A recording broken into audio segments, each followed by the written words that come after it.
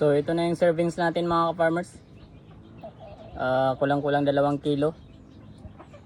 So this is around 1.8.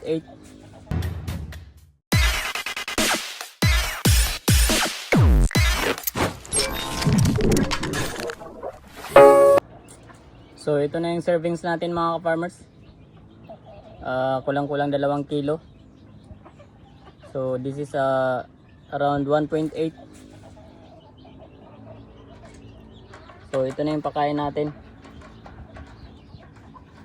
So pangalawang sako na to mga ka-farmers, yung binuksan natin. Bali yung kalahati lang muna, kalahati ng sako muna inakyat natin dito. Since wala tayong mapaglagyan ng maayos, kaya hinati muna natin yung isang sako. Iniwan natin doon sa baba yung kalahati. So ito yung pagkain nila mga ka-farmers, 1.8 kilos. Bali lalagyan lang natin ng molasses. Ayan. Tapos babad lang natin. Ubos na yung pagkain nila mga ka-farmers. So kailangan na natin maglinis dito. Yung area na yan, bali disinfect natin.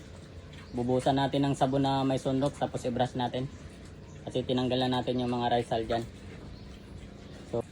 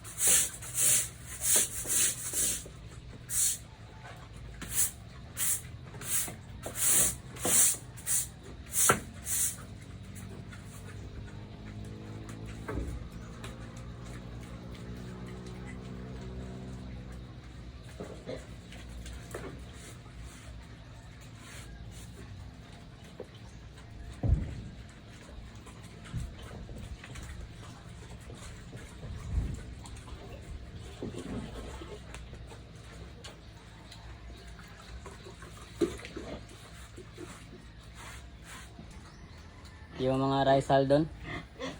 At na disinfect na rin natin. So itong area lang na to hindi muna natin binasa para meron silang mapaggaan. Although nabasa na, gawa ng napapakan. So 25 days na sila mga ka-farmers, although hindi pa sila season talaga dahil hindi pa tayo nakaabot ng 1 buwan.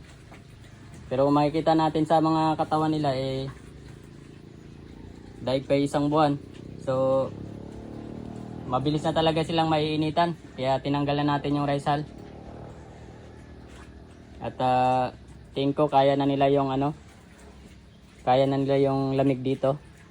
Since sinasara naman natin tong mga tabing paggabi. At hindi ngayon maulan.